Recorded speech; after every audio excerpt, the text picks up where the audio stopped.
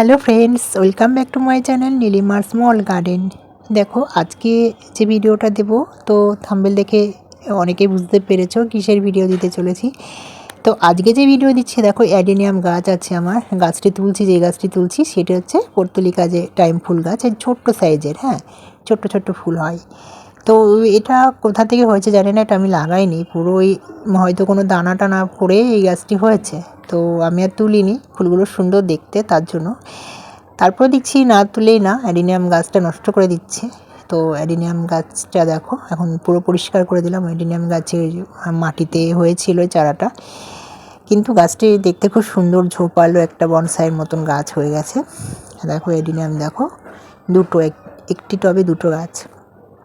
চলো আমি এই গাছটিকে এখন পুনরায় নতুন টবে প্রতিস্থাপন করব। তো চলো, তো আজকে যেহেতু এখন সন্ধ্যাবেলা আমি গাছটি তুললাম সন্ধ্যার একটু আগে। তো তারপরে সন্ধ্যাবাতি দিতে দিতে আমার রাত হয়ে গেছে, গাছটি আর লাগাতে পারলাম না পুনরায়। পরের দিন সকালে ব্যবস্থা করব। চলো দেখো সকালে চলে এসেছি।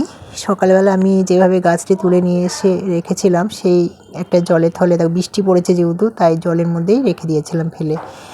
তো দেখো গাছটিতে ফুল হয়েছে, ছোট্ট ছোট্ট রানী কালারের ফুল হয়েছে। ফুলের সাইজটা দেখতেই পাচ্ছ, খুব সুন্দর। হ্যাঁ, গাছের ফুলগুলো দেখতে একটা দুটো ফুটলেও তো মানাবে না, মানে ফুটবে না গাছটিতে, কিন্তু প্রচুর পরিমাণে ফুল হয়েছে যেহেতু, তার জন্য সবুজের মধ্যে রানী কালার খুব সুন্দর লাগছে দেখতে।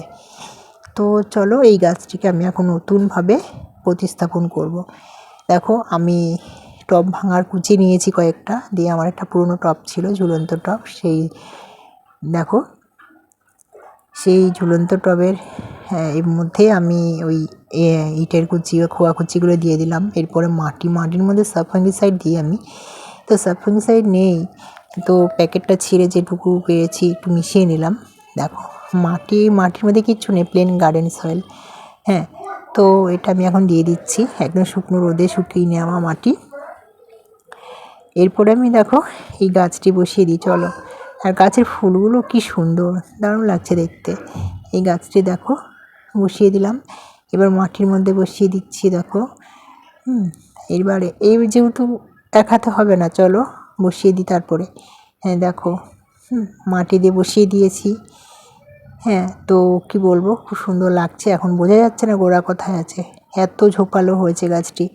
আর গাছটি যখন ছোট্ট চারা হয়েছিল তখনও তো আমি পাত্তা দিইনি, আমি ভাবছি যে কী না কি গাছ, আমি ফেলে দেবো তুলে, এরকম ভেবেছিলাম। তারপর দেখি আস্তে আস্তে ফুলও ফোটা শুরু হলো বড় হতে হতে।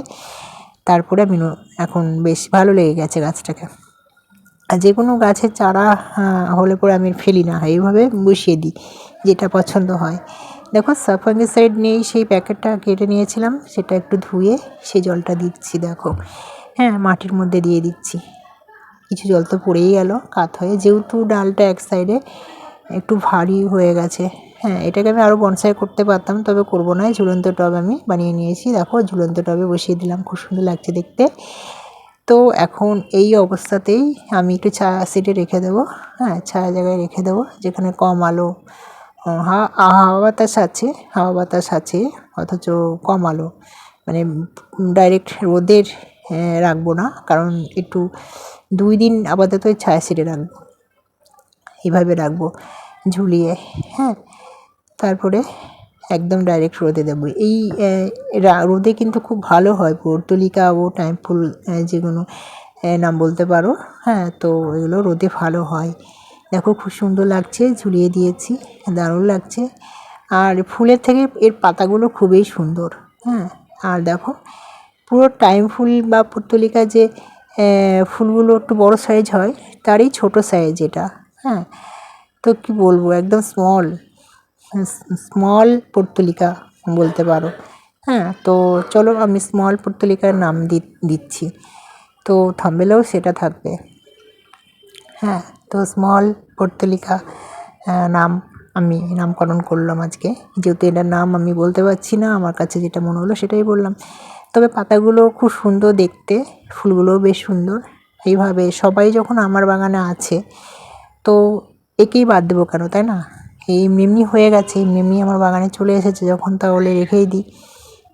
ভালোই তো হবে, খারাপ তো কিছু হবে না, দেখতে সৌন্দর্যটা আরও বেড়েই যাবে না, বাগানের সৌন্দর্য আরও বেশি বাড়বে। তো দেখো আমি ঝুলিয়ে রেখে দিলাম, খুব ভালো লাগছে দেখতে। ফুলগুলো দেখো কাছে থেকে দেখাচ্ছি, ঘুরিয়ে ঘুরিয়ে দেখাচ্ছি, দেখো খুব সুন্দর লাগছে। তো ফ্রেন্ডস, তোমাদের কেমন লাগছে অবশ্যই কমেন্টে জানিও। ভালো লাগলে একটা লাইক করে দিও, ঠিক আছে? আর আমার চ্যানেলটাকে ফলো করো।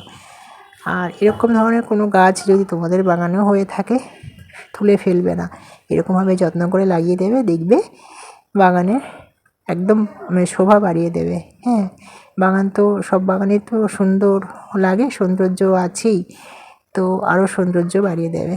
তো ততক্ষণের জন্য দেখতে থাকো, ফলো করো। ওকে, চলো, টাটা।